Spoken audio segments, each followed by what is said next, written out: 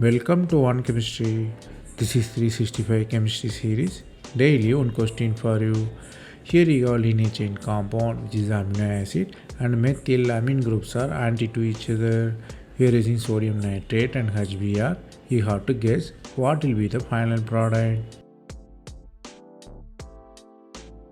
First step of the reaction is diazotization. So what really happened? Amine become N2 plus.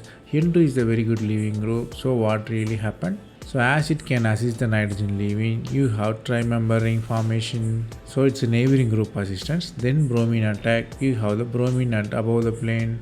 So all the addition are anti-addition. So you have opposite of bromine. So basically you end up with retention of configuration from amine to bromine. The concept you have to learn here is neighboring group participation. Neighboring group participation similar like 2S and 2 reaction. So 2 inversion leads to the retention of configuration.